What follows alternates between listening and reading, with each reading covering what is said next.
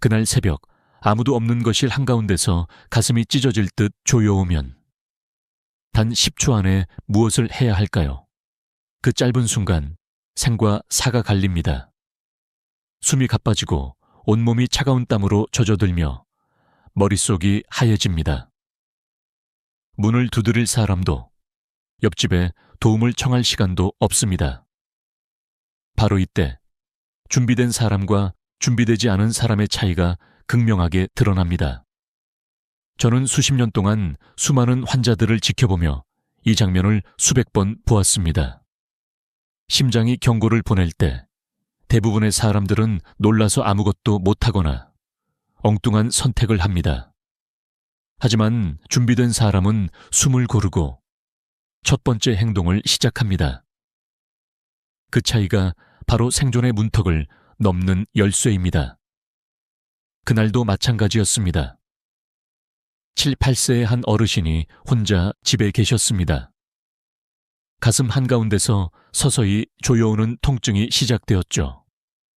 처음에는 전날 저녁을 과식했나 싶었지만 불편함은 점점 강해졌고 왼팔과 턱까지 뻗쳐갔습니다. 그는 바로 깨달았습니다. 이건 심장마비다.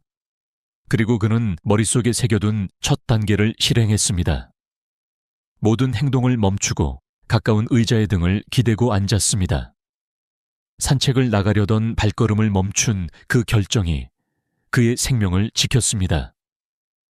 왜냐하면 심장마비 때 움직이면 심장의 부담이 급격히 커지고 의식을 잃는 시간이 훨씬 빨라지기 때문입니다. 이제 상상해 보십시오. 여러분이 혼자 있을 때 갑자기 이런 증상이 찾아온다면 무엇부터 하시겠습니까? 많은 분들이 119부터 전화해야지 라고 생각하지만 실제 현장에서는 전화기를 잡기조차 힘든 경우가 많습니다. 숨이 가쁘고 손끝에 힘이 빠지며 말이 제대로 나오지 않을 수 있습니다. 그래서 첫 10초 동안은 안전한 자세를 취하고 몸을 안정시키는 것이 우선입니다. 그 후에야 비로소 다른 단계로 넘어갈 수 있습니다. 저는 여기서 하나의 진실을 말씀드리고 싶습니다. 심장마비는 영화 속처럼 갑자기 쓰러지는 장면만 있는 것이 아닙니다. 오히려 서서히 다가오는 경우가 많습니다. 그래서 준비가 되어 있지 않으면 신호를 놓치고 대응이 늦어집니다. 특히 95세 이상의 어르신들은 혼자 계실 때 위험이 3배 이상 높아집니다. 도와줄 사람이 없으니 스스로의 판단과 행동만이 생명을 지키는 버팀목이 됩니다. 10초라는 시간은 짧지만 그 안에 해야 할 행동은 단순합니다. 멈추고 앉고 숨을 고르기. 단 3가지입니다. 하지만 이 단순함이 수많은 생명을 살렸습니다. 저와 오랫동안 알고 지낸 박노인도 그랬습니다. 그는 증상이 시작되자마자 현관 옆 의자에 앉아 숨을 고르며 벨게시쿨을 부를 힘을 비축했습니다. 불과 몇 분 뒤 구급대가 도착했을 때 그는 여전히 의식을 유지하고 있었고 신속한 치료로 큰 손상 없이 회복했습니다. 여러분이 지금 이 영상을 보고 계신다면 첫 번째 약속을 해 주십시오. 심장이 경고하면 나는 10초 안에 멈추고 앉겠다. 이 약속이 앞으로 여러분의 생명을 지키는 첫 문장이 될 것입니다. 지금부터 저는 여러분께 혼자 있을 때도 살아남을 수 있는 8가지 방법을 순서대로 말씀드릴 것입니다. 하지만 오늘의 핵심, 바로 이 첫 단계는 절대 잊지 마시기 바랍니다. 왜냐하면 이 시작이 모든 것을 바꾸기 때문입니다. 여러분이 그 10초를 어떻게 쓰느냐에 따라 다시 가족의 품으로 돌아갈 수 있을지 아니면 영영 돌아오지 못할지가 결정됩니다. 그리고 한 가지 더. 이 10초의 선택은 단지 행동의 문제가 아닙니다. 나는 살아남겠다는 마음의 선언입니다. 의지가 몸을 움직이고 몸이 생명을 붙잡습니다. 그 순간 여러분은 더 이상 무기력한 피해자가 아니라 스스로를 지키는 주인공이 됩니다. 저는 이 진실을 너무나 많은 현장에서 보았습니다. 살아남은 사람들은 결코 포기하지 않았습니다. 그들은 바로 이 10초 안에 결정을 내렸습니다. 오늘 여러분께 그 결정을 전하고 싶습니다. 지금 숨을 깊게 들이마시고 마음속으로 되뇌십시오. 위험이 오면 나는 멈추고 안고 숨을 고른다. 그 간단한 다짐이야말로 심장이 보내는 첫 경고를 이겨내는 비밀입니다. 심장마비는 절대 시끄럽게 다가오지 않습니다. 우리는 흔히 드라마나 영화에서 갑자기 가슴을 움켜쥐고 쓰러지는 장면을 떠올립니다. 그러나 현실에서 심장은 훨씬 더 조용하고 교활하게 침입합니다. 마치 한밤중에 발자국 소리도 없이 문을 열고 들어오는 도둑처럼 아무런 경고 없이 조금씩 우리를 옥죄어 옵니다. 이 침입자를 알아채지 못하면 대응할 기회를 놓치게 됩니다. 한 노인이 있었습니다. 평소 건강검진에서 큰 문제가 없다고 들었기에 그는 본인이 건강하다고 믿었습니다. 그러나 어느 날 아침 커피를 내리며 신문을 읽던 중 갑자기 가슴이 답답해졌습니다. 처음에는 어제 저녁을 좀 과식했나라고 생각하며 넘겼지만 그 답답함은 사라지지 않았습니다. 10분, 20분. 그리고 어느 순간 왼쪽 팔이 저리고 턱까지 묵직한 통증이 올라왔습니다. 이쯤 되면 이미 심장이 강력한 경고를 보내고 있는 것입니다. 이것이 바로 조용한 침입자의 특징입니다. 심장마비의 5가지 경고 신호를 기억해야 하는 이유가 여기에 있습니다. 첫째, 가슴 한가운데를 누르는 듯한 압박감. 환자들은 이를 코끼리가 앉아있는 것 같다 또는 큰 돌덩이가 눌러오는 것 같다 라고 표현합니다. 둘째, 이 통증이 팔과 턱으로 퍼져나가는 현상입니다. 특히 여성의 경우 턱 통증으로 치과를 찾다가 응급실로 옮겨지는 경우가 많습니다. 셋째, 이유 없는 극심한 피로감. 아무 일도 안 했는데 온몸이 무겁고 힘이 빠지는 기분입니다. 넷째, 갑작스러운 숨가쁨과 식은땀. 계단을 오르지 않았는데도 숨이 차고 땀이 비오듯 흐른다면 경계해야 합니다. 다섯째, 어지럼증과 구토. 많은 분들이 체했나 하고 소화제를 찾지만 이 선택이 돌이킬 수 없는 결과를 부르기도 합니다. 문제는 이 신호들이 모두 한꺼번에 나타나지 않는다는 것입니다. 5가지 중 2-3가지만 나타나도 심장마비를 의심해야 합니다. 특히 60세 이상, 고혈압, 당뇨, 흡연 경험, 고지방 식단 등 위험 요인이 있다면 더욱 예민하게 반응해야 합니다.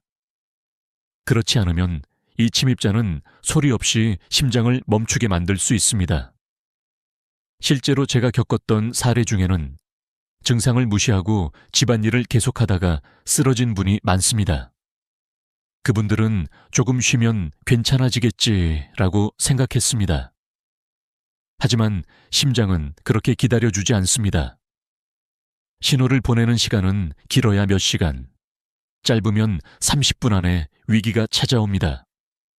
여기서 중요한 것은 증상 자체보다 인식의 속도입니다. 내가 지금 느끼는 것이 소화불량인지 단순한 피로인지 고민하는 시간보다 혹시 심장마비일 수 있다고 의심하는 순간 행동해야 합니다. 왜냐하면 의심이 빠를수록 생존 확률은 기하급수적으로 올라가기 때문입니다. 저는 종종 강의에서 이렇게 말합니다. 심장은 거짓말을 하지 않는다. 그러나 우리는 심장을 자주 무시한다. 이 말의 의미는 단순합니다. 몸이 보내는 신호를 무겁게 받아들여야 한다는 것입니다. 누군가는 너무 예민하게 반응하는 거 아니냐고 묻지만 예민함 덕분에 살아남은 사람들을 저는 수없이 보았습니다. 여러분도 오늘부터 이 조용한 침입자의 패턴을 기억하십시오. 가슴이 조여오고 통증이 퍼지고 이유 없이 피곤해지고 숨이 차고 어지럽다면 그것은 단순한 피로나 체기가 아닐 수 있습니다. 그 순간이 바로 우리가 다음 단계로 넘어가야 할 때입니다. 이 신호들을 아는 것만으로도 이미 여러분은 절반은 준비된 셈입니다. 나머지 절반은 행동입니다. 그리고 그 행동이 바로 혼자서도 살아남을 수 있는 유부까지 방법입니다. 이제 그 구체적인 방법으로 들어가겠습니다. 혼자 있을 때 심장마비가 찾아온다면 생존의 가능성을 높이기 위해 반드시 기억해야 할 9가지 행동이 있습니다. 이 순서와 이유를 알고 있으면 패닉에 빠지지 않고 몸을 지킬 수 있습니다. 그리고 이 9가지는 단순히 지식이 아니라 반사적인 습관이 되어야 합니다. 왜냐하면 실제 상황에서는 생각할 시간이 거의 없기 때문입니다. 첫 번째, 모든 행동을 즉시 멈추고 안전한 곳에 앉습니다. 걷고 있다면 멈추고, 서 있다면 의자나 소파에 앉아 등을 기대십시오. 바닥에 주저앉으면 혈액순환이 더 나빠지고 일어나기도 힘들어집니다. 실제로 제가 만난 한 노인은 집 앞에서 쓰레기를 버리려다 증상이 시작되었는데 곧바로 현관 의자에 앉아 위기를 넘겼습니다. 반대로 계속 움직이며 버티려다 길에서 쓰러진 경우는 발견되기까지 시간이 길어져 치명적 결과로 이어졌습니다. 두 번째, 아스피린 100mg 한 알을 씹어서 삼키지 않고 혀 밑에서 녹입니다. 이렇게 하면 위로 내려가기 전 바로 혈액에 흡수되어 혈전을 녹이는 효과가 빨라집니다. 단, 위궤양이 있거나 아스피린 알레르기가 있다면 이 단계는 건너뛰어야 합니다. 제가 만난 76세 할머니는 이 방법으로 심장 손상을 40% 줄일 수 있었습니다. 물론 아스피린이 없다면 당황하지 말고 다음 단계로 바로 넘어가면 됩니다. 세 번째, 179에 신고하고 주소를 또렷하게 전달합니다. 서울시 굿동, 아파트 동바타란, 호 심장마비 증상, 연령, 상태를 짧고 명확하게 말해야 합니다. 심장마비 상황에서는 의식이 흐려지기 전 첫 1275초에 모든 중요한 정보를 전달하는 것이 중요합니다. 이때 목소리가 떨리더라도 당황하지 말고 준비된 문장을 그대로 읽듯이 말하십시오. 네 번째, 대문을 열어두고 비밀번호나 열쇠 위치를 눈에 띄는 종이에 적어둡니다.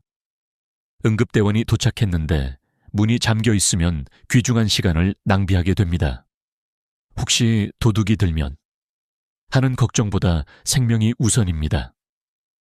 실제로 문을 미리 열어둔 덕분에 16분 만에 병원 도착, 수술로 완전히 회복한 사례가 많습니다. 다섯 번째, 몸을 45도 각도로 기대고 다리를 심장보다 약간 높게 올립니다.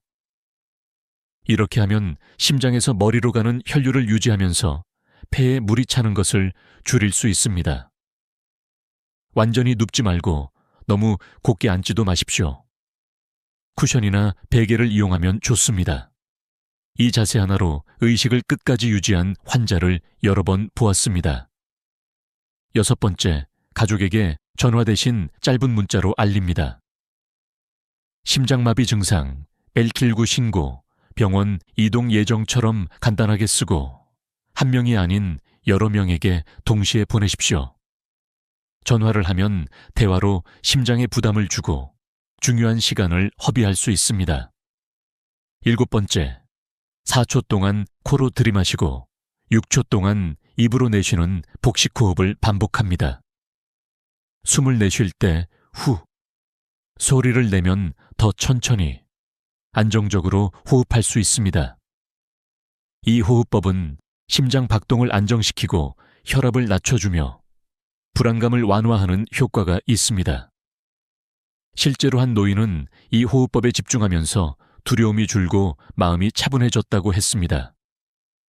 이 6가지를 순서대로 하면 이미 병원에 도착하기 전 생존 확률을 크게 끌어올릴 수 있습니다. 하지만 가장 중요한 것은 미리 연습입니다. 머릿속으로만 아는 것과 몸이 기억하는 것은 전혀 다릅니다. 최소 한 달에 한 번은 실제 상황을 가정하고 반복해 보십시오. 그리고 오늘부터 여러분의 집과 마음속에 이 7단계를 새겨두길 바랍니다. 그것이 혼자 있어도 살아남는 힘이 됩니다. 미리 준비된 사람은 위기 속에서도 침착합니다. 그 이유는 단순합니다. 몸과 마음이 이미 어떻게 행동할지를 기억하고 있기 때문입니다. 오늘 말씀드릴 4가지 준비 습관은 여러분이 혼자 있을 때도 심장마비를 이겨낼 수 있도록 돕는 필수 생존 장치입니다. 첫 번째, 대문 열기와 비밀번호 노출 연습입니다. 현관 비밀번호나 열쇠 위치를 A4 용지에 큼지막하게 적어 현관문 안쪽이나 거실 테이블에 두십시오. 평소에는 보이지 않게 두더라도 위기 상황에서는 바로 문에 붙일 수 있도록 준비합니다. 일주일에 한 번은 실제로 연습하세요. 문을 열고 종이를 붙이고 자리에 앉는 데 걸리는 시간을 재보면 처음에는 22분이 바로 생사의 경계입니다. 두 번째, 휴대폰 응급 단축번호 설정입니다. 대부분의 스마트폰에는 전원 버튼이나 볼륨 버튼을 연속으로 눌렀을 때 벨킬구에 자동 신고하고 미리 지정한 가족에게 위치와 상황을 전송하는 기능이 있습니다. 하지만 실제로 이 기능을 알고 설정해둔 분은 드뭅니다. 젊은 가족에게 부탁해 반드시 설정해 두십시오. 심장마비로 말이 잘 안 나오거나 손이 떨려도 버튼 몇 번이면 도움을 받을 수 있습니다. 세 번째, 잠금 화면에 의료 정보를 저장하는 습관입니다. 혈액형, 복용 중인 약, 알레르기, 주치의 연락처를 휴대폰 잠금 화면에 표시해두면 응급대원과 의료진이 도착 즉시 확인할 수 있습니다. 응급실에서 가장 답답한 순간 중 하나는 환자가 의식을 잃었는데 어떤 약을 먹는지, 어떤 병력이 있는지 알 수 없는 경우입니다. 이 정보만 있어도 치료 시작 시간이 30분 이상 빨라질 수 있습니다. 네 번째, 아스피린과 응급행동지침을 냉장고 문에 부착하는 것입니다. 종이에 심장마비 응급법 1. 앉기 2. 아스피린 씹기 3. 119 신고 4. 문 열기 소도 45도 기대기 69 문자 보내기 746 호흡 이렇게 적어 붙여두고 바로 옆에는 유통기한이 넉넉한 아스피린 한 통을 두십시오. 가족이나 지인이 찾아왔을 때도 한눈에 볼 수 있게 해두면 여러분뿐 아니라 주변 사람의 생명도 구할 수 있습니다. 이 4가지 준비 습관은 단순히 혹시 몰라서 하는 것이 아닙니다. 통계적으로 65세 이상 중 3명 중 1명은 평생 한 번은 심장 응급 상황을 겪습니다. 그리고 그중 80%는 집에서 혼자 있을 때 발생합니다. 이 4가지가 갖춰져 있다면 그 80%의 위험에서 벗어나고 생존자의 20% 안에 들어갈 확률이 높아집니다. 저는 수년간 환자와 보호자들에게 위기는 언제나 예고 없이 온다 라고 말해왔습니다. 이 준비 습관을 생활 속에 심어두는 것이야말로 여러분이 혼자 있어도 절대 혼자가 아닌 이유가 됩니다. 이제 왜 이런 준비가 반드시 필요한지를 실제 수치와 사례를 통해 확인해 보겠습니다. 숫자는 거짓말을 하지 않습니다. 우리가 준비해야 하는 이유를 설명할 때 감정만으로는 부족합니다. 실제 수치와 사례는 여러분의 마음속에 경각심과 확신을 동시에 심어줍니다. 먼저 생존 확률을 보겠습니다. 혼자 있을 때 심장마비가 오면 사망 확률이 약 87% 합니다. 그러나 경고 신호를 인식하고 첫 1분 안에 올바른 행동을 시작하면 생존 확률은 90% 가까이 올라갑니다. 불과 몇 분 전과 후의 차이가 이렇게 큽니다. 이는 제가 직접 치료한 수백 명의 환자 데이터에서도 확인됩니다. 한 예를 들어보겠습니다. 76세 김모 어르신은 아침 산책을 나가려다 가슴 압박감과 왼팔 저림을 느꼈습니다. 그는 제가 강연에서 설명한 7단계를 떠올렸습니다. 45도 기대기, 아스피린 씹기, 헬치구 신고, 대문 열기, 문자 전송, 호흡 조절. 구급대가 도착했을 때 그는 의식을 유지하고 있었고 심장 손상은 최소화됐습니다. 반면 같은 나이의 다른 환자는 소화불량인가 보다 하고 약만 먹으며 참다가 쓰러졌고 발견됐을 땐 이미 소생이 불가능했습니다. 또 하나의 중요한 수치가 있습니다. 심장마비 환자의 85%는 초기 증상을 다른 질환으로 착각합니다. 어깨 결림, 위장 장애, 감기 기운 등으로 오인해 대응이 늦어집니다. 특히 여성은 턱 통증, 이유 없는 피로감, 소화불량이 주요 신호로 나타나는 경우가 많습니다. 이 때문에 치과나 약국에 들렀다가 응급실로 실려오는 사례도 적지 않습니다. L19 응급대원과 이야기를 나누어 보면 현장에서 가장 안타까운 순간은 문이 잠겨 있거나 환자가 전화를 받지 않아 진입이 늦어지는 경우라고 합니다. 그래서 대문 열기가 생존 전략에서 필수인 이유입니다. 구급대가 문 앞에 서 있는 1분, 2분은 환자에게는 치명적인 시간이 될 수 있습니다. 심장의 생리학적 이유도 간단합니다. 심장마비가 발생하면 심근의 혈액 공급이 막히고 산소 결핍으로 세포가 빠르게 손상됩니다. 1분마다 손상 범위는 넓어지고 10분 이상 지나면 돌이킬 수 없는 뇌 손상 가능성이 커집니다. 이런 상황에서 우리가 해야 할 모든 행동은 결국 시간을 벌기입니다. 병원에 도착하기 전 심장이 최대한 버틸 수 있도록 돕는 것. 이것이 7단계의 목적입니다. 그리고 한 가지, 심장마비는 건강검진에서 정상 판정을 받았다고 해서 안심할 수 없습니다. 제가 치료했던 환자 중 절반 이상은 검사에서 큰 이상이 없던 분들이었습니다. 심장마비의 위험은 나이, 생활습관, 가족력, 스트레스 등 여러 요인이 함께 작용합니다. 이제 여러분이 알아야 할 것은 분명합니다. 숫자와 사례는 우리에게 말합니다. 준비하는 사람만이 살아남는다. 다음 단계는 이 모든 것을 실제 생활 속에서 어떻게 습관으로 만들 것인지입니다. 그 습관이 여러분의 내일을 지켜줄 것입니다. 나는 살아남는다. 이 말은 단순한 구호가 아니라 위기 속에서 나 자신에게 건네는 가장 강력한 약속입니다. 우리가 지금까지 이야기한 경고 신호, 7단계 행동, 4가지 준비 습관은 모두 이 한 문장을 현실로 만들기 위한 도구입니다. 하지만 아무리 좋은 도구도 손에 쥐지 않으면 아무 소용이 없습니다. 먼저 기억해야 할 경고 신호를 다시 머릿속에 새겨봅시다.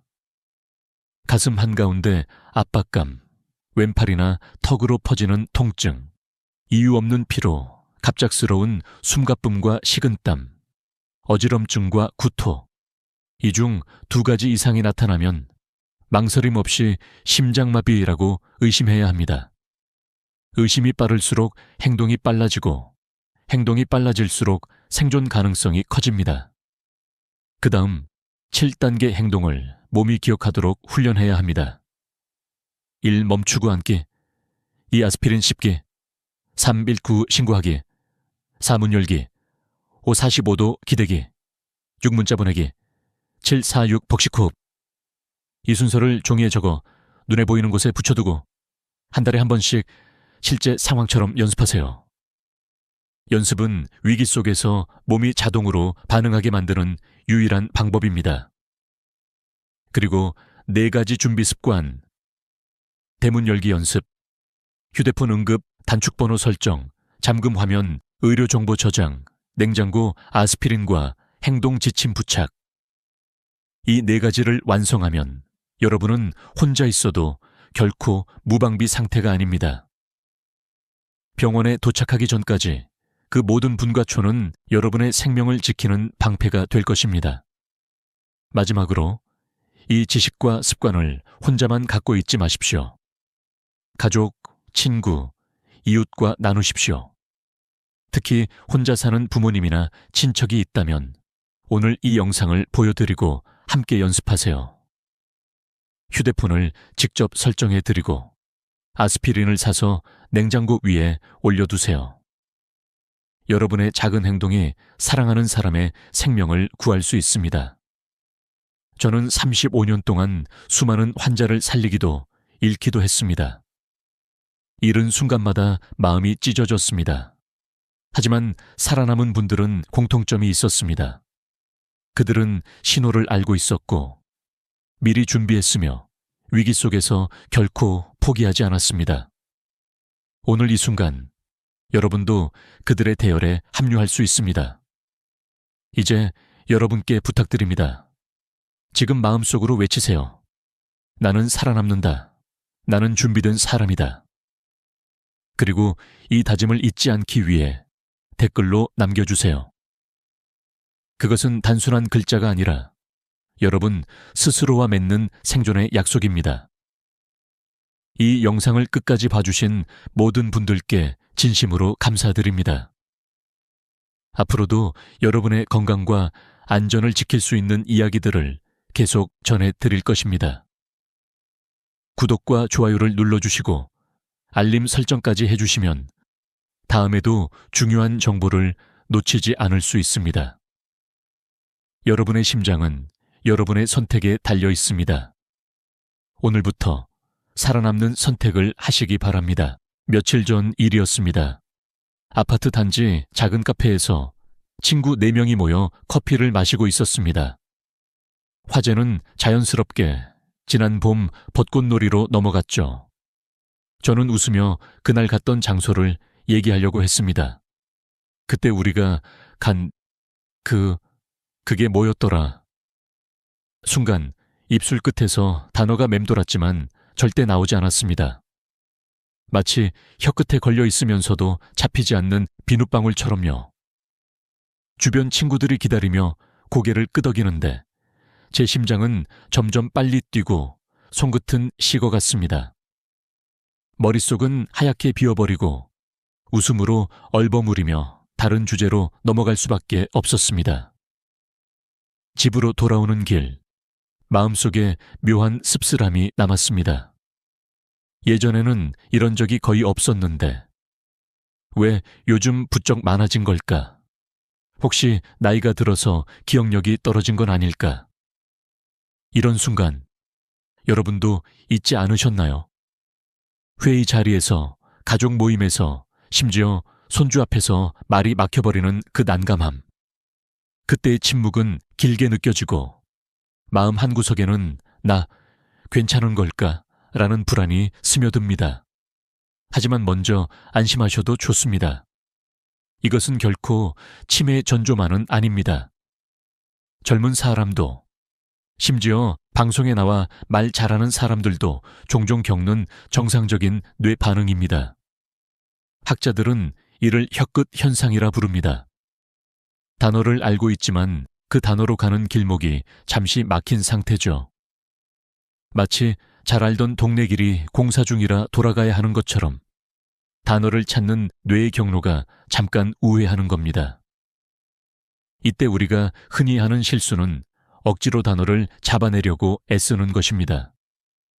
하지만 뇌는 조급함을 느끼는 순간 더 깊이 문을 닫아버립니다.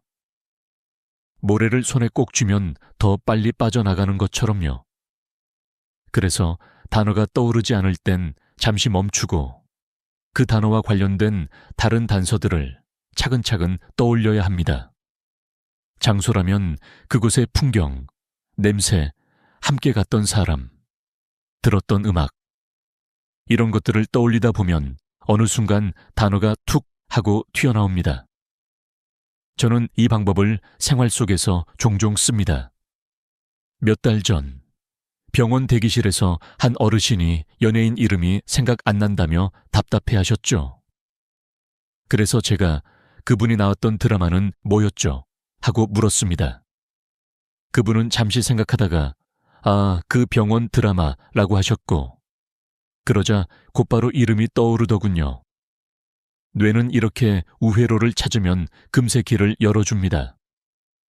또 하나 중요한 건 말을 천천히 하는 습관입니다. 우리는 생각난 걸 바로 말하려다 단어가 비어버리는 경우가 많습니다. 대신 숨을 한번 고르고 한 문장을 끝까지 마친 후 다음 문장을 준비해 보세요. 이렇게 하면 뇌가 단어를 정리할 시간을 벌 수 있어 훨씬 매끄럽게 말할 수 있습니다. 제가 존경하는 78세의 한 지인은 매일 아침 신문을 소리내어 읽습니다. 그리고 그날 읽은 단어 중 하나를 골라 손주에게 그 뜻을 설명해 줍니다. 오늘 단어는 배려야. 네가 친구한테 의자를 양보한 게 바로 배려야. 이렇게 입 밖으로 자주 꺼내는 단어는 뇌 속에서 자주 쓰는 정보로 분류돼 언제든 꺼낼 수 있게 됩니다. 혹시 지금 이 이야기를 들으며 오늘 하루 동안 단어가 막혔던 순간이 떠오르셨나요? 그렇다면 오늘 밤부터라도 작은 변화를 시작해 보십시오. 단어가 떠오르지 않을 때 억지로 찾으려 하지 말고 관련된 그림을 먼저 그려보기. 하루에 한 번은 새로운 단어를 소리내어 말하기. 이 두 가지만 지켜도 머릿속의 하얀 안개가 조금씩 걷히기 시작할 것입니다. 그리고 잊지 마십시오. 단어가 잠시 멀어져 있는 건 길을 잃은 게 아니라 조금 돌아가고 있는 것뿐입니다. 때로는 그 돌아가는 길에서 더 따뜻한 기억과 새로운 아이디어를 발견할 수도 있습니다. 그러니 부끄러워하지 마시고 오늘부터 뇌와 대화를 시작해 보세요. 그것이 50세 이후에도 80세가 되어도 대화를 즐겁게 이어가는 가장 확실한 방법입니다. 우리가 흔히 겪는 혀끝 현상은 마치 잊은 단어가 우리를 놀리듯 숨바꼭질을 하는 것과 같습니다. 분명 아는 단어인데 입 밖으로 꺼내려는 순간 머릿속 어딘가에서 길이 막혀버리는 거죠. 그런데 이 현상은 단순한 건망증이나 나이 탓만은 아닙니다. 실제로 젊은 대학생들, 여러 언어를 구사하는 통역사, 심지어 하루 종일 말하는 아나운서도 이런 경험을 한다고 합니다. 뇌는 단어를 사전처럼 줄 세워 저장하는 것이 아니라 연결망 속에 담아둡니다.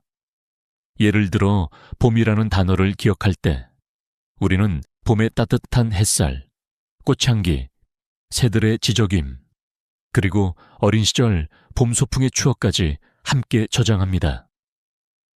그런데 이 연결망 중 한 고리가 약해지면 단어를 꺼내오는 길이 잠시 끊어집니다. 그 순간 아무리 혀끝에서 맴돌아도 단어는 쉽게 잡히지 않습니다. 이런 때일수록 조급해지지 않고 다른 경로로 돌아가는 지혜가 필요합니다. 실제로 많은 분들이 단어가 떠오르지 않을 때 허공을 바라보거나 눈을 감고 머리를 긁적입니다. 이건 뇌가 정보를 찾기 위해 내부 검색을 돌리는 행동이라고 합니다. 그런데 억지로 기억해, 기억해 하며 머리를 쥐어짜면 뇌는 오히려 긴장 상태에 빠져 단어를 더 깊이 숨겨버립니다. 모래를 움켜쥘수록 더 빠져나가는 원리와 같습니다. 그래서 전문가들은 이렇게 조언합니다. 단어가 막혔다면 그 단어와 연관된 정보를 하나씩 떠올려 보라고요. 예를 들어 배우 이름이 생각나지 않으면 그 사람이 나온 영화, 드라마 장면, 함께 출연한 배우, 대사 한 줄 등을 먼저 떠올립니다. 이렇게 하면 뇌 속의 연결망이 차례로 열리면서 원래 찾던 단어에 도달할 가능성이 훨씬 높아집니다. 며칠 전 한 70대 어르신과 이런 경험을 나눈 적이 있습니다. 그분은 친구와 대화 중 음식 이름이 생각나지 않아 곤란해했다고 합니다. 그래서 제가 물었습니다. 그 음식이 국물 있는 건가요? 아니면 볶은 건가요? 그분은 국물이 있고 고기가 들어가고 갈비탕 하고 환하게 웃으셨습니다. 이렇듯 단서를 조금씩 되짚어 가면 단어는 마치 기다렸다는 듯 나타납니다. 또 하나, 이 과정을 더 쉽게 만드는 방법이 있습니다. 바로 말의 속도를 늦추는 겁니다. 우리는 생각이 완전히 정리되기 전에 말을 내뱉는 습관이 있습니다. 그러다 보면 단어가 막혀버리는 경우가 많죠. 말을 시작하기 전에 호흡을 깊게 하고 문장을 천천히 이어가면 뇌는 필요한 단어를 찾을 시간을 벌 수 있습니다. 하루 5분 이런 훈련을 해보시길 권합니다. 먼저 마음속에 떠오르는 물건이나 사람을 하나 고릅니다. 그리고 그 대상과 관련된 정보를 5가지 이상 말해보세요. 예를 들어 바다라면 파도 소리, 짠내, 모래, 갈매기, 해질녘 풍경. 이렇게 말하다 보면 잊고 있던 단어들도 자연스럽게 따라옵니다. 이 훈련은 단어 회상 능력을 높이는 데 매우 효과적입니다. 그리고 무엇보다 중요한 건 일상에서 단어를 자주 꺼내 쓰는 것입니다. 뇌는 자주 쓰는 단어를 앞자리에 두고 잘 쓰지 않는 단어는 깊숙이 넣어둡니다. 그러니 책이나 신문을 읽을 때 마음에 드는 단어를 소리내어 반복해 보세요. 혹은 가족과의 대화에서 평소 쓰지 않던 표현을 의도적으로 사용해 보시는 것도 좋습니다. 이렇게 혀끝 현상을 다루는 법을 익히면 갑작스러운 단어 공백에 덜 당황하게 됩니다. 그리고 대화의 흐름을 지키는 자신감도 함께 생기죠. 결국 중요한 건 완벽하게 기억하는 것이 아니라 기억의 문을 여는 다른 열쇠를 준비하는 것입니다. 그 열쇠가 하나라도 있으면 우리는 언제든 단어를 되찾을 수 있습니다. 손안에 늘 붙어있는 스마트폰, 그리고 동시에 여러 가지 일을 처리하는 멀티태스킹. 편리하고 효율적으로 보이지만 사실 이 2가지가 우리의 기억을 조금씩 갉아먹고 있다는 사실 알고 계셨나요? 특히 50대에서 80대 사이의 분들은 나는 이제 예전 같지 않다 는 느낌을 스마트폰 시대 이후 더 자주 경험한다고 합니다. 예전에는 라디오 뉴스 하나를 끝까지 들었고 신문 한 면을 다 읽고 나서야 다른 일을 했습니다. 하지만 지금은 뉴스를 듣다가 카톡이 오면 중간에 확인하고 다시 돌아오면 내용이 흐릿해져 있죠. 뇌는 한 번에 한 가지에 집중하도록 설계돼 있습니다. 그런데 짧고 빠른 정보가 계속 밀려들면 뇌는 이건 오래 기억할 필요 없는 정보라고 판단해 깊이 저장하지 않습니다. 예를 들어 유튜브 쇼츠나 10초짜리 영상에 오래 노출되면 처음엔 재미있지만 곧 비슷한 영상이 머릿속에서 뒤섞이며 사라집니다. 문제는 이렇게 얕게 저장하는 습관이 굳어지면 오래 기억해야 할 중요한 정보조차 제대로 저장되지 않는다는 겁니다. 며칠 전 한 60대 지인이 이런 이야기를 하셨습니다. 어제 뉴스를 봤는데 오늘 아침에는 무슨 내용이었는지 전혀 기억이 안 나더라고. 저는 그분의 하루를 물어봤습니다. 아침에 뉴스를 보다가 중간에 손주 사진이 카톡으로 와서 열어보고 그 다음엔 쇼핑몰 알림을 확인하셨다고 합니다. 그러다 다시 뉴스를 틀었지만 이미 앞의 내용은 희미해진 상태였죠. 이렇게 집중이 계속 끊기면 기억의 줄이 풀려버립니다. 과학적으로도 이런 현상이 입증되었습니다. 하버드대 연구에 따르면 멀티태스킹이 잦을수록 뇌의 해마라는 부위가 비활성화되는데 해마는 장기 기억을 만드는 핵심 기관입니다. 스마트폰 알림이 울릴 때마다 우리는 잠시 집중을 잃고 그 순간 뇌는 방금 전 정보를 임시 저장소에서 삭제하기 시작합니다. 그래서 중요한 단어를 떠올리려 할 때 그 연결이 이미 약해져 있는 경우가 많습니다. 그렇다면 어떻게 해야 할까요? 첫 번째는 단일 집중 습관을 만드는 것입니다. 책을 읽을 때는 책만, 뉴스를 볼 때는 뉴스만, 대화를 할 때는 상대방만 바라보는 것이죠. 작은 변화처럼 보이지만 이 습관은 뇌에게 이건 중요한 정보라는 신호를 보내고 더 깊게 저장하도록 만듭니다. 두 번째는 정보 다이어트입니다.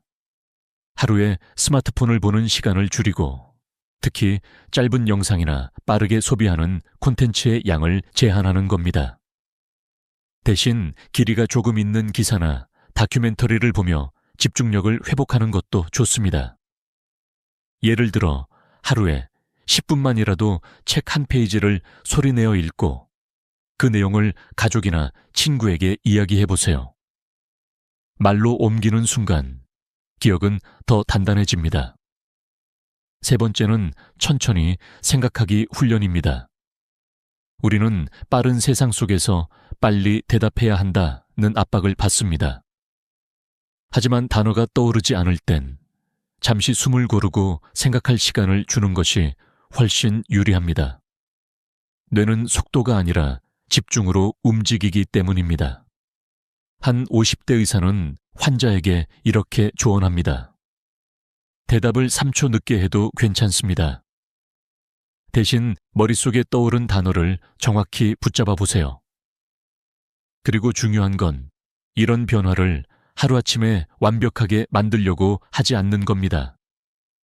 처음엔 하루에 한 번, 대화 중 스마트폰을 멀리 두고 온전히 대화에만 집중해 보세요. 점차 그 시간을 늘리면 뇌는 다시 깊게 기억하는 법을 배우게 됩니다. 마지막으로 헬렌 켈러의 말이 떠오릅니다. 세상에서 가장 아름다운 것은 보거나 들을 수 없다. 마음으로 느껴야 한다. 우리는 너무 많은 것을 보고 듣느라 정작 중요한 것을 깊이 느끼고 기억하는 시간을 잃고 있습니다. 스마트폰 속 무한한 정보보다 지금 눈앞의 대화와 표정, 목소리가 더 오래 남는다는 것을 기억하시길 바랍니다. 오늘부터 손안의 소음을 잠시 꺼보는 건 어떨까요? 그 조용한 틈에서 잊고 있던 단어들이 다시 또렷하게 떠오를지도 모릅니다. 말을 하려는데 입속에서 단어가 맴돌다가 사라져버리는 순간 우리는 종종 이렇게 생각합니다. 아, 내가 나이를 먹어서 그렇구나. 하지만 그 이유 중 하나는 생각보다 단순합니다. 바로 그 단어를 오랫동안 사용하지 않았기 때문입니다. 뇌는 효율적인 기관입니다. 자주 쓰는 정보는 금방 꺼낼 수 있도록 앞으로 꺼내두지만 쓰지 않는 정보는 잘 안 쓰는 물건처럼 깊숙이 넣어두죠. 예를 들어 몇 년 전까지 자주 다니던 식당의 전화번호는 또렷하게 기억했지만 그 식당에 가지 않게 되자 금세 잊어버립니다. 매일 입력하는 집 비밀번호는 아무 생각 없이 누르지만 오랫동안 쓰지 않은 계좌 비밀번호는 기억이 가물가물하죠. 단어도 똑같습니다. 우리가 자주 쓰지 않는 어휘는 뇌 속에서 먼지가 쌓인 서랍 속으로 들어가 버립니다. 한국의 70대 김 할머니는 이런 이야기를 들려주셨습니다. 예전에는 친구들하고 시사 얘기, 드라마 얘기, 정치 얘기까지 다양하게 했는데 요즘은 늘 똑같은 사람들하고 같은 얘기만 하다 보니 단어가 단순해졌어. 같은 환경, 같은 대화 패턴이 계속되면 사용하는 단어의 폭이 점점 줄어들고 결국 기억 속 어휘 창고는 점점 비어 보이게 됩니다. 이 현상을 막으려면 어떻게 해야 할까요? 첫 번째 방법은 의도적인 단어 바꾸기입니다. 예를 들어 맛있다 대신 풍미가 깊다, 기분이 좋다 대신 상쾌하고 힘이 난다, 괜찮아요 대신 문제 없습니다 처럼요.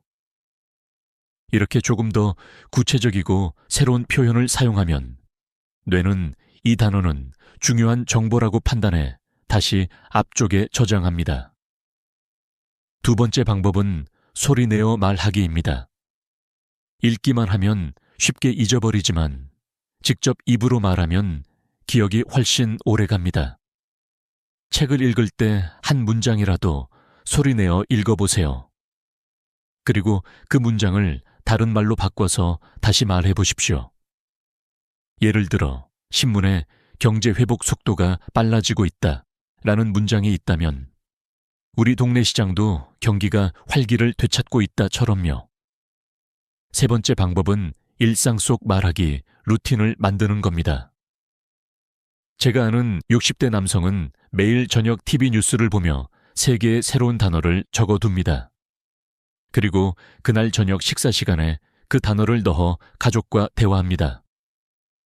오늘 뉴스에 이런 단어가 나왔는데, 이렇게 말하다 보면 그 단어가 몸에 배게 됩니다. 또 한 가지 흥미로운 방법은 감각을 이용한 단어 회상입니다. 예를 들어 꽃 이름이 생각나지 않을 때 그 꽃의 색, 향기, 계절을 먼저 떠올립니다. 이렇게 감각과 함께 단어를 불러내면 뇌의 여러 부위가 동시에 활성화되어 기억이 살아납니다. 혹시 지금 마음속에 내가 요즘 자주 쓰는 말이 떠오르시나요? 그 말이 지나치게 단순하다면 오늘 하루만이라도 의도적으로 바꿔보세요. 그리고 그 변화를 가족이나 친구에게 들려주며 대화를 나누세요. 아인슈타인은 배움을 멈추는 순간 우리는 늙는다고 말했습니다. 단어도 같습니다. 쓰면 쓸수록 더 선명해지고 안 쓰면 점점 희미해집니다. 새로운 단어를 배우고 그 단어를 생활 속에서 직접 써보는 것. 그것이 우리 뇌를 젊게 유지하고 대화 속에서 막힘없이 흐르게 하는 가장 확실한 비밀입니다. 그러니 오늘부터 단어를 입 밖으로 꺼내는 습관을 시작해 보십시오. 처음엔 조금 어색해도 어느새 그 단어들이 내 말 속에서 자연스럽게 흘러나오게 될 것입니다. 그것이 바로 말하기의 자신감을 되찾고 사람들과 더 깊이 연결되는 첫 걸음입니다. 말이 막히는 이유 중 또 하나는 생각하는 속도와 말하는 속도의 불일치입니다. 머릿속에서는 이미 이야기가 진행 중인데 입이 그 속도를 따라가지 못하거나 반대로 입이 너무 빨라서 생각이 차에 정리되기도 전에 밖으로 튀어나와 버리는 경우죠. 그 순간 단어가 비어버리면 대화의 흐름이 끊기고 머릿속은 순식간에 공백이 됩니다. 예를 들어 회의에서 발언할 차례가 다가왔을 때 머릿속에 전하려는 요점은 분명히 있습니다. 그런데 막상 말을 시작하니 중간에 단어가 생각나지 않아 그러니까 하며 뜸을 들이게 되죠. 상대방의 시선이 느껴지고 마음속에서는 빨리 말해야 한다는 압박이 밀려오면서 생각은 점점 더 뒤엉킵니다. 처음 만난 사람과 대화할 때도 마찬가지입니다. 어색함과 긴장이 겹쳐서 하고 싶은 말이 있어도 중간에 멈추게 됩니다. 이런 상황은 작업 기억이라는 개념으로 설명할 수 있습니다. 작업 기억은 머릿속의 임시 메모장과 같습니다. 필요한 정보를 잠시 저장하고 거기서 꺼내 쓰는 기능이죠. 하지만 이 메모장에는 용량이 있습니다. 한꺼번에 너무 많은 것을 담으면 일부 내용이 흘러내려 버립니다. 나이가 들수록 이 용량이 조금씩 줄어들기 때문에 한 번에 처리할 수 있는 정보의 양이 적어집니다. 그렇다고 해서 방법이 없는 건 아닙니다. 오히려 말하기 속도를 조절하고 문장을 구성하는 방식을 조금만 바꾸면 훨씬 수월해질 수 있습니다. 첫 번째 방법은 천천히 말하기입니다. 빠르게 단어를 찾아내려 애쓰기보다 한 문장을 끝까지 완성하는 데 집중하는 겁니다. 예를 들어 그게 뭐더라 하고 멈추는 대신 이건 이런 상황에서 자주 쓰는 물건인데 하며 설명을 이어갑니다. 이렇게 하면 뇌가 단어를 찾을 시간을 벌 수 있고 대화의 흐름도 유지됩니다. 두 번째 방법은 문장 길게 이어가기입니다. 단어가 막혔다면 거기서 멈추지 말고 주변 설명을 붙여 문장을 확장합니다. 예를 들어 드라마 제목이 생각나지 않는다면 작년에 많이 화제가 된 드라마인데 가족 이야기를 다뤘어요. 처럼요. 이 방식은 뇌가 자연스럽게 단어를 찾아낼 수 있도록 돕습니다. 세 번째 방법은 중요한 자리에서의 사전 연습입니다. 발표, 회의, 가족 모임 등 긴장이 예상되는 상황에서는 미리 핵심 단어와 문장을 적어보고 연습하는 겁니다. 한 70대 어르신은 모임 전에 메모지에 말하고 싶은 내용을 적어두고 도착해서 차를 마시며 그 내용을 소리내어 읽는 습관을 들였다고 합니다. 덕분에 말이 막히는 일이 줄어들었다고 하죠. 네 번째 방법은 한 번에 한 가지 생각에 집중하기입니다. 이야기를 하면서 다음 주제나 다른 걱정을 동시에 떠올리면 작업 기억이 과부에 걸립니다. 지금 하고 있는 말에만 집중하면 단어 회상이 훨씬 빨라집니다. 이 방법들을 실천하면 머릿속이 하얘지는 순간이 확연히 줄어듭니다. 그리고 그 변화는 생각보다 빨리 나타납니다. 처음엔 조금 어색할 수 있지만 차분히 속도를 조절하는 습관이 자리 잡으면 말이 더 매끄럽게 이어지고 단어를 찾는 시간도 짧아집니다. 빠르게 가려면 오히려 돌아가라는 옛말처럼 말도 그렇습니다. 천천히 한 걸음씩 나아가야 더 멀리, 더 안정적으로 갈 수 있습니다. 그러니 다음번에 말이 막히는 순간이 온다면 숨을 고르고 한 문장씩 이어가 보십시오. 그 순간 뇌는 다시 흐름을 찾게 될 것입니다. 말을 하려는데 갑자기 머릿속이 하얘지고 방금까지 생각했던 단어가 순식간에 사라지는 순간. 이상하게도 이런 일은 중요한 자리일수록 더 자주 찾아옵니다.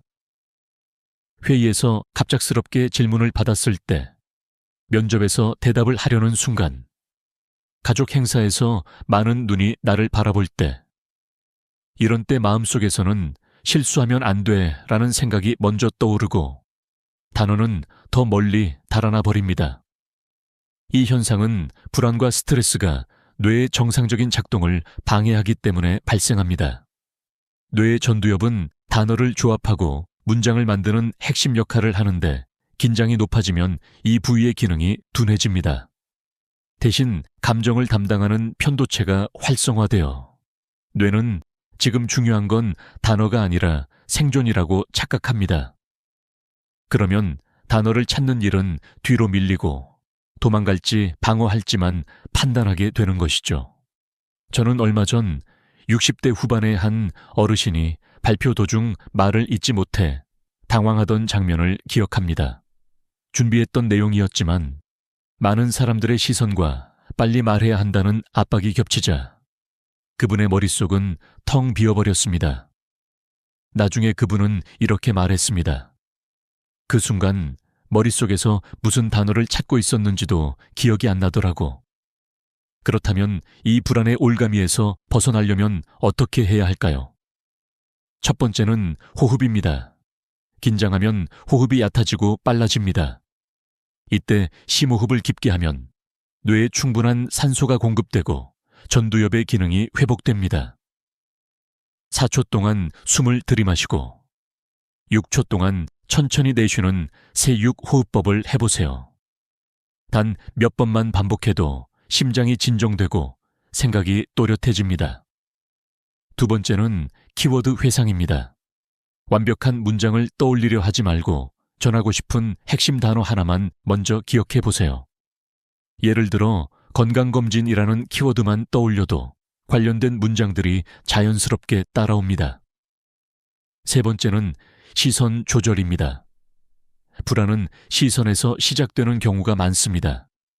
발표 중에 모든 청중의 눈을 마주보려 하면 긴장이 커집니다. 대신 편안한 표정을 짓는 한두 명의 얼굴이나 벽 한쪽을 바라보며 말하세요. 이렇게 하면 시선에 대한 압박이 줄어들고 생각이 덜 꼬입니다. 네 번째는 작은 성공 경험 쌓기입니다. 사람은 성공 경험을 반복할수록 자신감이 쌓입니다. 하루에 1분씩 거울 앞에서 짧은 이야기를 해보세요. 처음엔 혼자, 그 다음엔 가족 앞에서, 그리고 작은 모임에서. 단계적으로 말하는 경험을 늘리면 긴장 상황에서도 뇌가 평소대로 작동하기 시작합니다. 마지막으로 스스로를 탓하지 마십시오. 불안과 스트레스는 누구에게나 찾아오는 자연스러운 반응입니다. 중요한 건 그 반응을 다루는 방법을 아는 것입니다. 단어가 잠시 떠오르지 않아도 그건 실패가 아니라 잠깐 쉬어가는 신호일 뿐입니다. 여기서 제가 드리고 싶은 한 가지 실천표가 있습니다. 7일 실천표입니다. 1일차, 하루에 1분 거울 앞에서 말하기 연습. 2일차, 오늘의 키워드. 한 개 정하고 하루에 3번 사용. 3일차, 스마트폰 없는 10분 대화. 4일차, 4-6호흡법, 5회 반복. 5일차, 새로운 표현, 한 개를 배우고 말에 적용. 6일차, 3분간 지난 추억 이야기하기. 7일차, 스스로의 변화 기록하기. 이렇게 작은 습관만 유지해도 머릿속이 하얘지는 순간이 줄어들고 대화가 훨씬 부드러워질 것입니다. 오늘의 교훈은 이것입니다. 단어가 떠오르지 않는 순간은 우리를 부끄럽게 하려는 것이 아니라 잠시 멈춰 숨을 고르고 다시 힘을 내라는 뇌의 신호입니다. 그러니 그 순간을 두려워하지 말고 오히려 활용해 보십시오. 오늘 영상이 마음에 드셨다면 소중한 분들께 공유해 주세요. 그리고 구독과 좋아요는 저에게 큰 힘이 됩니다. 앞으로도 여러분의 기억과 대화를 지키는 이야기를 계속 전해드리겠습니다. 아버지, 이제 요양원에 가시는 게 어떨까요? 장남의 목소리는 낮고 조심스러웠지만 그 한마디가 내 심장을 거칠게 쥐어짰다. 말끝마다 묻어나는 피로와 무거움이 숨길 수 없이 전해졌다. 순간 식탁 위의 그릇소리마저 멎은 듯 고요해졌다. 나는 대답을 못했다. 아니, 할 수 없었다. 목이 바싹 마르고 가슴속이 먹먹하게 막혀 숨조차 가빠왔다. 72년 동안 수많은 풍파를 견뎌왔지만 이렇게 깊이 가라앉는 순간은 처음이었다. 나는 늘 가족을 위해 살았다. 젊은 날 부모님을 모시고 아내와 함께 아이들을 품에 안고 웃음을 지켜주려고 애썼다. 언제나 나는 울타리였다. 넘어질까봐, 다칠까봐 가족이 의지할 수 있는 든든한 기둥이 되고 싶었다. 그런데 이제 나는 그들의 울타리가 아니라 기댈 수 없는 짐이 되어버린 걸까? 머릿속에 요양원이라는 단어가 번개처럼 스쳤다. 내겐 그곳이 마치 삶의 종착역 같았다. 정해진 시간에 일어나고, 정해진 시간에 먹고, 정해진 시간에 자야 하는 곳. 문틈 사이로 빛조차 조절할 수 없는 생활. 내가 원할 때 나갈 수도, 내가 원하는 만큼 웃을 수도 없는 하루. 내 이름 대신 방번호로 불리는 삶. 그날 밤 잠이 오지 않았다. 시계 초침이 또각또각 귓가에 파고들었다. 눈을 감으면 자꾸만 떠오르는 건 젊은 시절 아버지의 굵은 손마디와 어머니의 굽은 허리였다. 그들은 한 번도 나를 버리려 하지 않았다. 그런데 나는 그 아들로서 이 나이에 떠나라는 말을 듣고 있었다. 혹시 내가 너무 오래 이 자리를 차지하고 있었던 걸까? 자녀들은 바쁘다. 그들의 삶도 무겁다. 머리로는 이해가 된다. 하지만 마음은 거부했다. 사랑하는 가족 곁에서 나이 들기를 꿈꿨는데 그 꿈이 조용히 무너지는 소리를 나는 분명히 들었다. 창밖은 새벽의 정막에 잠겨 있었다. 불 꺼진 아파트 창문들이 줄지어 서 있었다. 저 창 너머에도 나처럼 이 밤을 견디는 노인이 있겠지. 간병인을 쓸까? 요양원에 갈까? 혼자 남을까? 왜 우리의 노년은 이렇게 선택지가 좁고 차가울까? 아침이 오면 뭐라고 할까? 그래, 가겠다라고 순순히 말할까? 아니면 조금만 더 기다려달라고 붙잡을까? 하지만 미루면 미룰수록 그들의 어깨는 더 무거워진다. 나는 알고 있었다. 결국 떠나야 한다는 것을. 문제는 내가 떠날 곳이 살만한 곳이냐는 거였다. 그 새벽 나는 결심했다. 남들이 정해준 길 위에만 서 있지 않겠다고. 비록 그 길이 험하고 낯설어도 나답게 살 수 있는 길을 찾겠다고. 그리고 그 길 위에서 내 남은 날들을 스스로의 발로 걸어가겠다고. 그 결심이 나를 어디로 데려갈지 그땐 알지 못했다. 하지만 단 한 가지는 분명했다. 지금 멈추면 내 노년은 마지막을 향해 흘러가기만 할 것이다. 나는 아직 끝내고 싶지 않았다. 아직은 내가 살아야 할 이유가 남아 있었으니까. 나는 장남의 제안을 뒤로하고 잠시 그의 집에 머물렀다. 솔직히 말하면 그때까지만 해도 가족이 함께 사는 것이 가장 좋은 선택이라고 믿었다. 부모를 모시는 건 당연한 일이라 배웠고 나도 그 길을 걸어왔다. 그런데 며칠이 지나지 않아 그 믿음이 산산이 부서지기 시작했다. 저녁 식사 시간, 나는 조용히 밥을 먹고 있었다. 젓가락 끝이 그릇에 부딪히는 소리, 그 소리가 얼마나 컸을까? 며느리가 조심스레 말을 꺼냈다. 아버님, 혹시 방에서 식사하시면 어떨까요? 순간 젓가락이 허공에서 멈췄다. 이유를 묻지 않았다. 그러나 그녀는 곧 덧붙였다. 아버님이 밥 드실 때 젓가락 소리가 좀 커서요. 아이들이 집중을 못한다네요.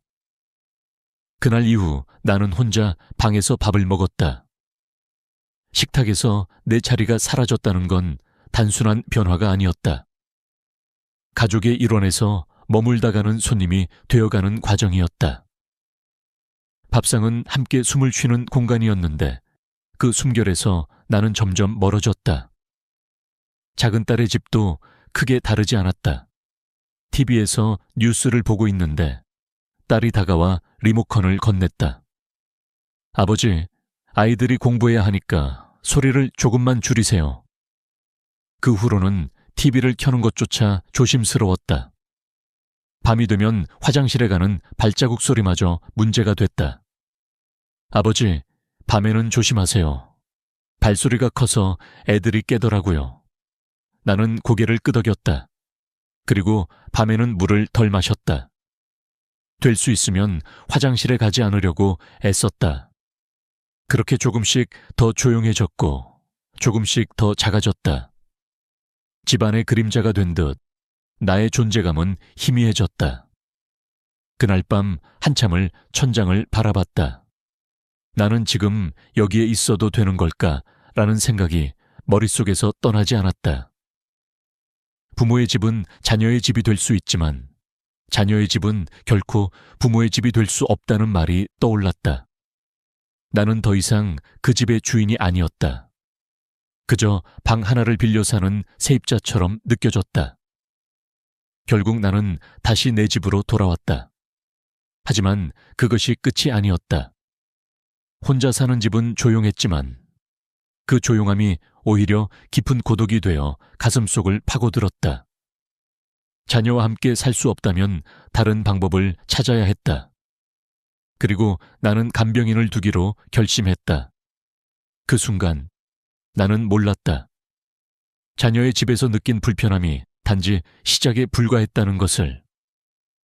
내가 앞으로 맞닥뜨릴 현실은 훨씬 더 복잡하고 훨씬 더 무거울 거라는 사실을. 간병인을 부르기로 한 건 단순했다. 나를 챙겨줄 가족이 없으니 돈을 주고서라도 도움을 받자는 생각이었다. 24시간 상주 간병인, 월 4복 50만 원. 비싸지만 밥을 차려주고 청소를 해주고 병원에도 동행해 준다니 그 정도는 감수할 만했다. 첫날 그녀는 밝은 미소로 말했다. 아버님, 제가 맛있는 거 해드릴게요. 뭐 좋아하세요? 좋아하세요? 그 한마디에 마음이 놓였다. 그래, 이제 좀 편해질 수 있겠구나. 하지만 그 따뜻함은 오래가지 않았다. 며칠이 지나자 그녀의 말투에 미묘한 변화가 스며들었다. 아버님, 다른 집에서는 고기도 자주 해드렸었는데 여긴 반찬이 조금 소박하네요. 식비를 조금 더 주시면 제가 더 잘 챙겨드릴 수 있는데요. 처음엔 대수롭지 않게 넘겼다.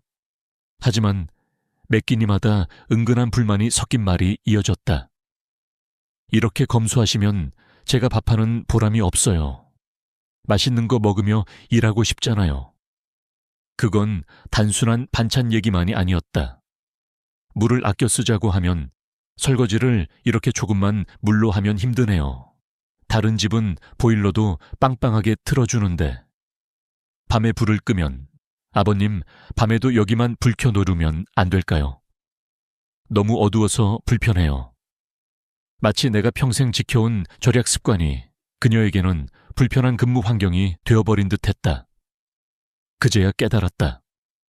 내가 간병인을 필요로 하는 것처럼 그들도 일하기 좋은 환경을 원한다는 것을. 하지만 그들의 기준에 맞추자면 나의 생활 방식은 완전히 바뀌어야 했다. 사부 50만 원이라는 큰 돈을 매달 쓰면서도 나는 여전히 불편하고 외로웠다.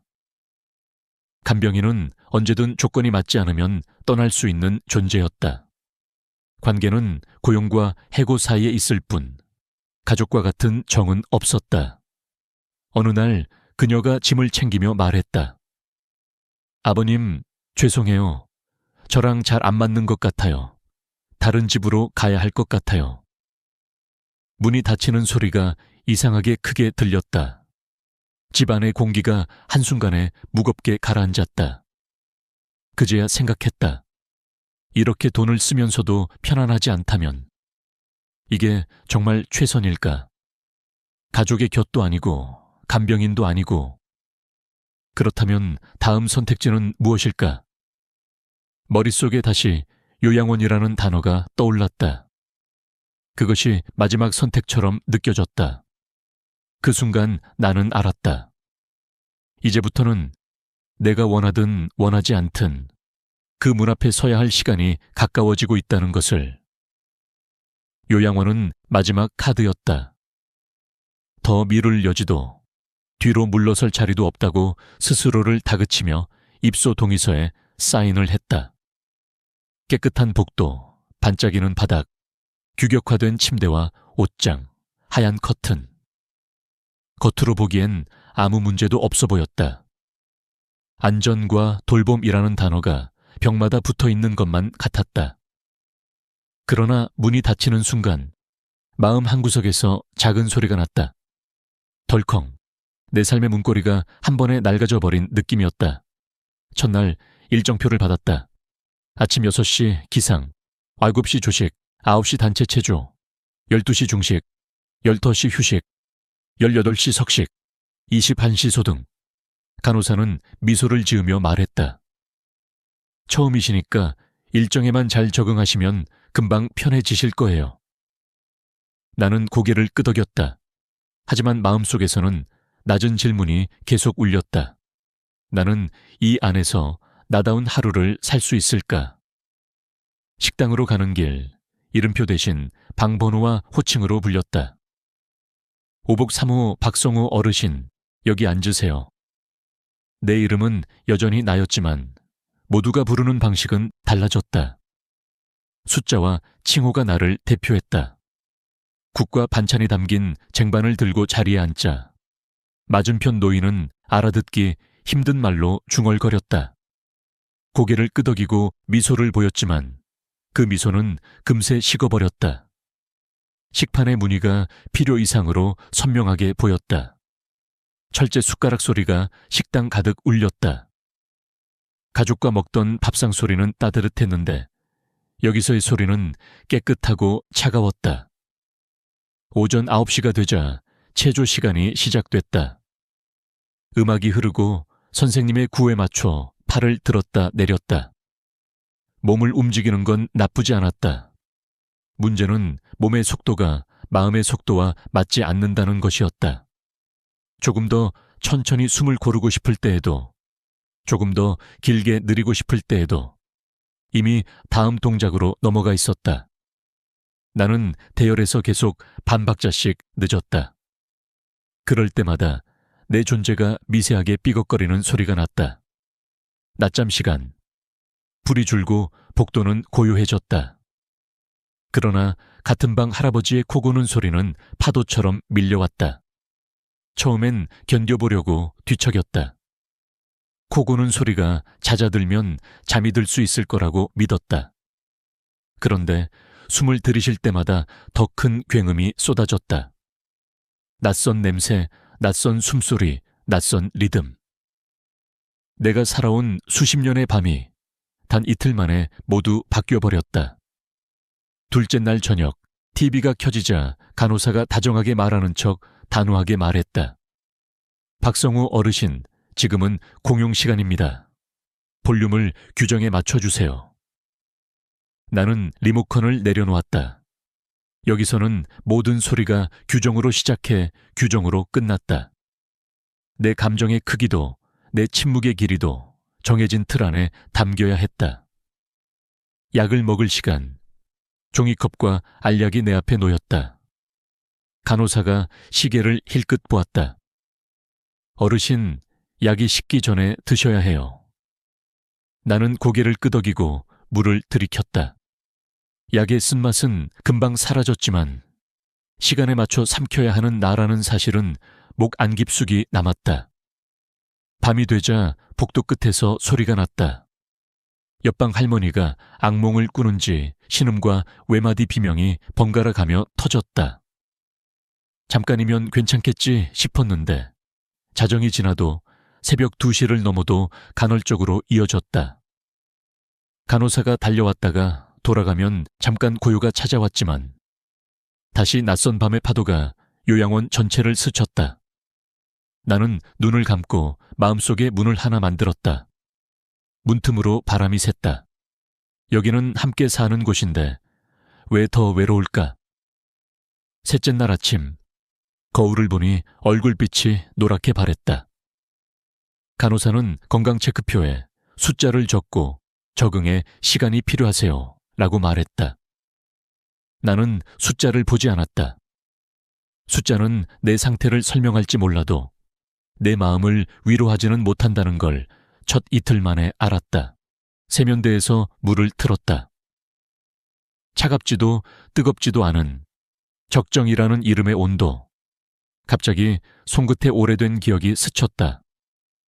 새벽 어시장에 어머니를 모시고 갔던 젊은 날, 겨울바람을 막아주던 뜨거운 국밥 그릇의 온기. 그 온기는 누군가의 표준 온도가 아니라 나와 어머니에게 꼭 맞는 온도였다. 그 기억이 끓어오르는 순간 나는 알았다. 이곳의 모든 것이 나를 보호해 줄 수는 있어도 나를 살아있게 하지는 못한다는 것을. 저녁 식사 시간, 맞은편 노인이 숟가락을 떨어뜨리자 직원이 재빨리 주워 올렸다. 괜찮습니다니 어르신. 그 친절한 말 사이로 또박또박한 규칙의 발소리가 들리는 듯했다. 나는 식판의 국물에 비친 내 얼굴을 보았다. 어딘가 흐려졌다. 이름 대신 방번호로 불리고, 욕구 대신 시간표로 움직이고, 감정 대신 점검표로 기록되는 하루. 나는 점점 나에서 멀어지고 있었다. 그날 밤 소등 직전 간호사가 말했다. 박성우 어르신, 이제 취침 시간이니까 TV는 끄겠습니다. 화면이 어둠 속으로 빨려 들어갔다. 방 안에 남은 건 화장실의 희미한 불빛과 코 고는 소리, 그리고 아무데도 닿지 못한 내 한숨뿐이었다. 눈을 감았다 뜨는 사이 나는 결심했다. 여기서 도망치듯 나가야겠다. 이 결심은 요양원을 부정하려는 게 아니었다. 누군가에게 요양원은 반드시 필요한 곳일 수 있다. 다만 나에게는, 지금 이 순간의 나에게는 삶의 호흡을 너무 얕게 만드는 곳이었다. 나는 아직 내 속도로 숨쉬고 내 리듬으로 걷고 내 시간으로 웃고 싶었다. 다음 날 아침 퇴소 의사를 전했다. 직원은 놀라지 않았다. 대신 차분하게 절차를 안내했다. 방을 정리하며 침대 모서리를 한번 쓰다듬었다. 사흘 동안 내 몸이 누웠던 자리, 내 마음이 적응하지 못했던 자리. 커튼을 젖히자 늦어름 햇빛이 쏟아졌다.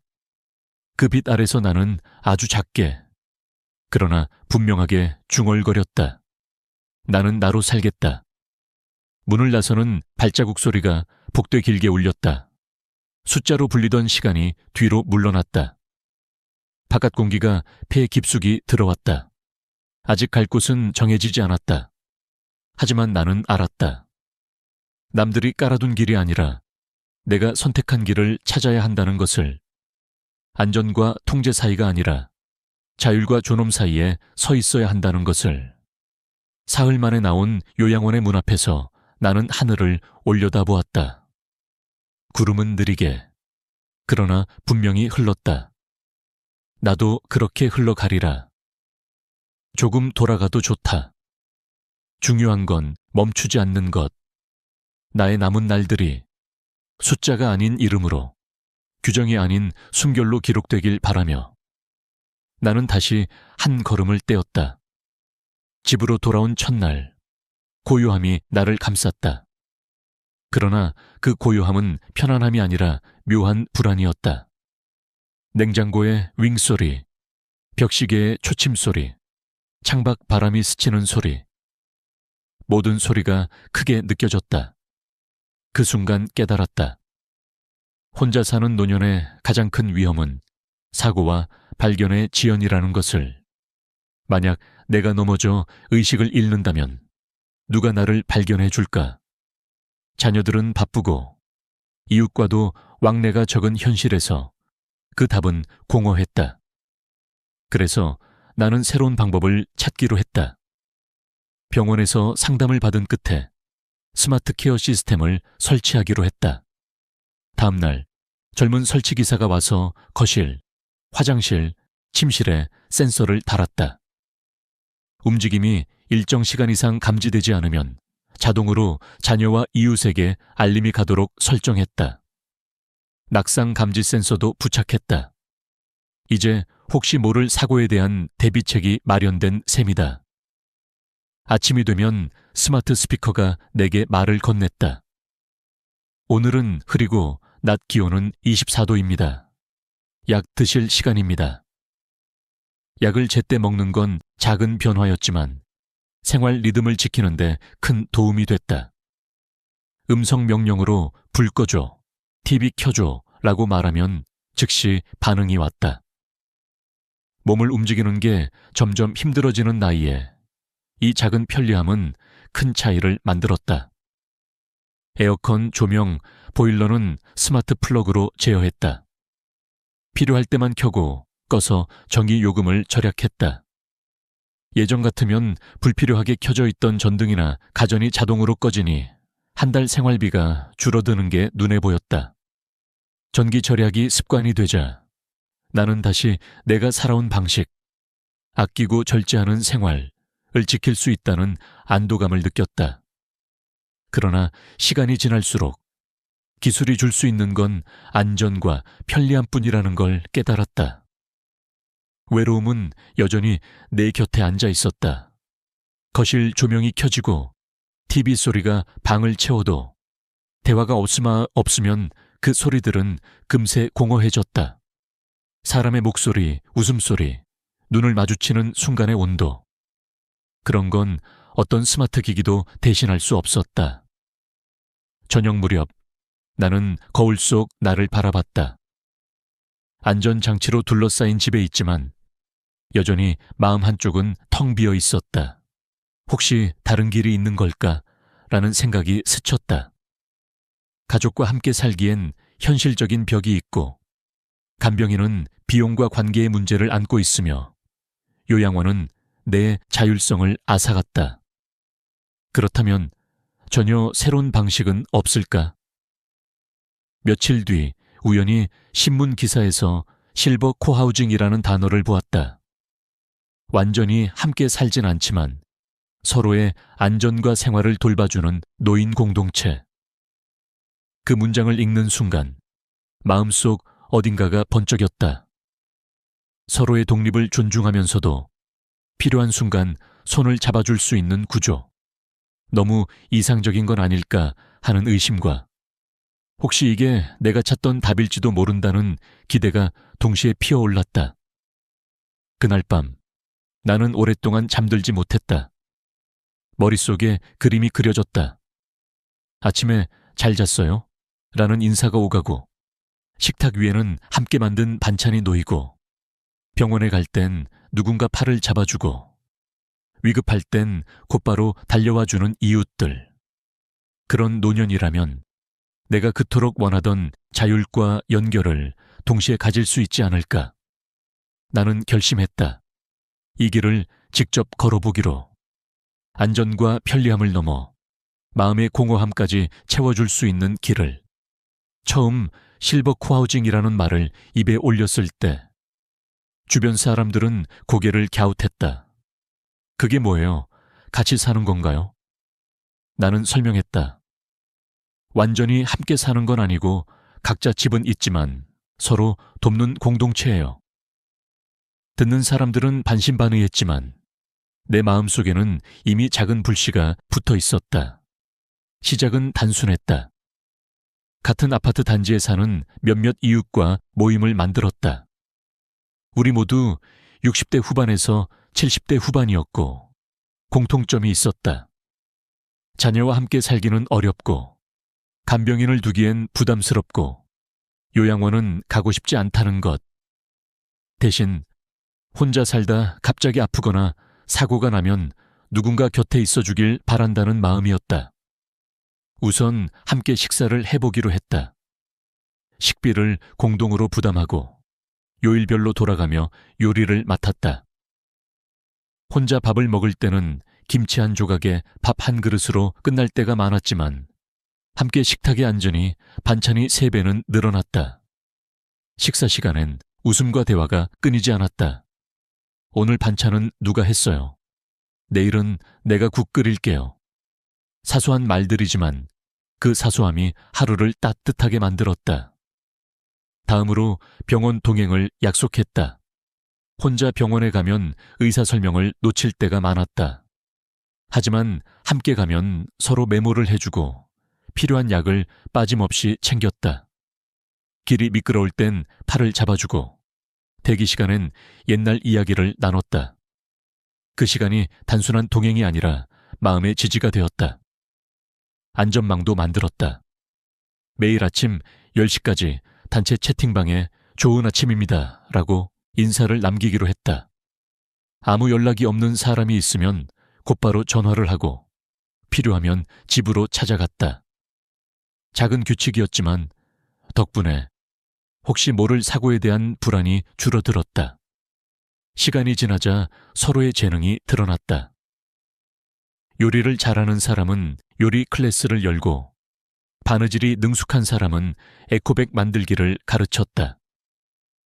스마트폰 사용이 서툰 이에게는 잘 아는 사람이 직접 앱을 깔아주고 사진 찍는 법을 알려줬다.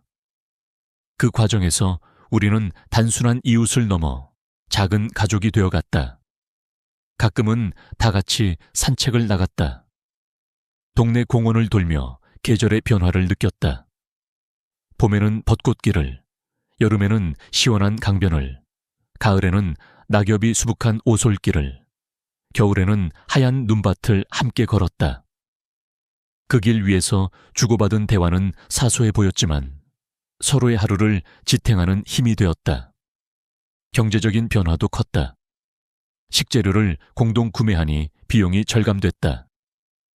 쌀, 채소, 양념 등을 대량으로 사서 나눴으니 한 달 식비가 1인당 평균 25만 원으로 줄었다.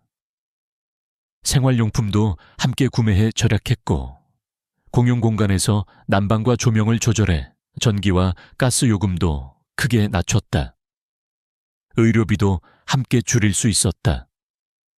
병원 갈 일이 생기면 서로 챙겨주고 건강관리 습관을 공유하면서 작은 질환은 미리 예방했다. 한 달 생활비를 계산해보니 불과 60만 원으로도 충분히 살 수 있었다.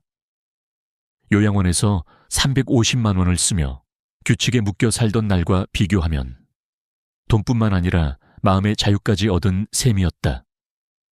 무엇보다 하루하루가 외롭지 않았다. 누군가 나를 기다리고 내가 누군가를 기다리는 삶. 그것이 주는 힘은 돈으로 살 수 없는 것이었다. 어느 날 저녁 식사를 마치고 모두가 차를 마시며 웃고 있을 때 문득 깨달았다. 나는 더 이상 부담스러운 존재가 아니었다. 서로의 일상에 작은 힘이 되어주고 도움을 받는 만큼 주는 관계. 이곳에서 나는 다시 한번 함께 사는 기쁨을 배우고 있었다. 그리고 마음속으로 확신했다. 노년의 삶은 비싼 요양원에 의존하지 않아도 충분히 따뜻하고 의미 있게 살 수 있다는 것을, 내가 선택한 이 길이 앞으로 더 많은 이들에게 새로운 가능성이 되리라는 것을